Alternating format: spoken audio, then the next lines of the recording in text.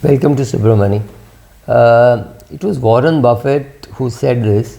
To be there first. I mean, if you want to be first in the race, you have to first be there. This is such a beautiful statement. Not too many people understand this. So let me repeat.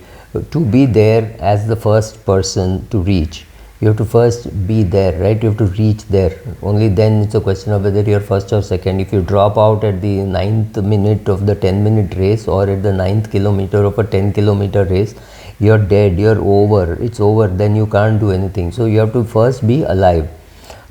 This comes to light when you see people who take money from venture capitalists and think, oh, the venture capitalists will come put money on the 1st of January 2021 and then come back in 2028 and say, oh, has my money gone up 4 times? No, that's not what will happen, because a venture capitalist wants to know something very simple. Will you survive? Will you be alive till he is able to sell, right? That's important. So many businesses believe we have because we tell them that what matters is the long run, the short run doesn't matter. Let me give you completely contrarian examples, or I wouldn't even say contrarian, I would say counterintuitive examples. Here is a big huge company which has got a lot of money, and money lending is its game, right? And yet in the 1990s also, 1980s, end 90s, end 80s to end 90s, there used to be a very sophisticated market, or very crude market, however as you look at it, as intercorporate deposit. So corporates with a big amount of money would give out loans to smaller corporates for shorter periods of time, 3 months, 6 months. When they exhausted their bank limits, they wouldn't go and increase it from the bank. They would say, okay, it's easier to borrow. So the companies which were lenders like this used to be Ranbaxy. Ranbaxy had a subsidiary called Fortis.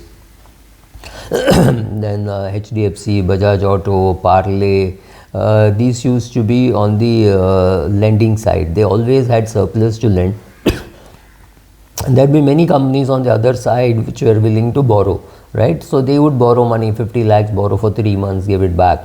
Now these big companies had one man signing the checks, or the chairman himself is signing the checks, saying, I will not lend more than 50 lakhs at a time to anybody for whatever, whether you wanted it bill discounting, whether you wanted it as an intercorporate deposit, it didn't matter. They had a limit of 50 lakhs, and I used to find it quite amusing, saying, what, look at the size of the balance sheet, why are they reducing the risk to such a small size? But later on, when things went wrong, they looked very smart, saying, okay, they had this risk control in place. So many of us didn't know that this was risk control. So what I'm trying to say is, yes, it is nice to run a very big bank or something and say, oh, I'm interested in the 20 years later, what will be the vision? So if you're talking 2020, then you're talking at 2040, what will be the vision? If you're talking 2025, you're talking of what will happen in 2045. That's fantastic. There is somebody who needs to do it, but that is perhaps the chairman who needs to do it. But the managing director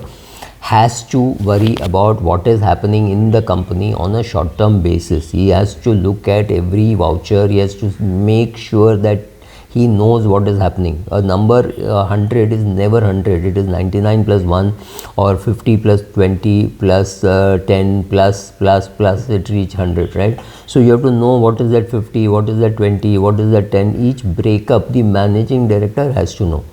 What am I trying to say? I'm trying to say it is easy to say we have to concentrate on the long run. Venture capitalists do that, but venture capitalists have to understand whether you will be alive for the long run, right? So that's why I quoted Buffett saying, to be there first, you have to first be there. So there are some very big fund managers. In fact, there's one very big investment manager who now talks in the market.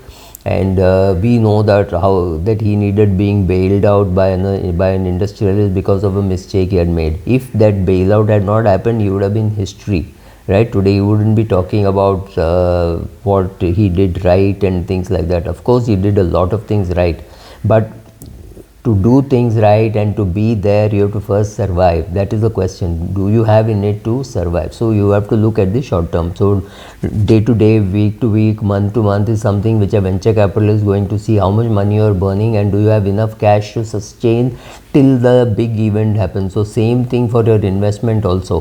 When people say you have to ignore the short run, it does not mean you invest in a bad company and say, oh, I will look at it only after 20 years. And I know people who do that, right?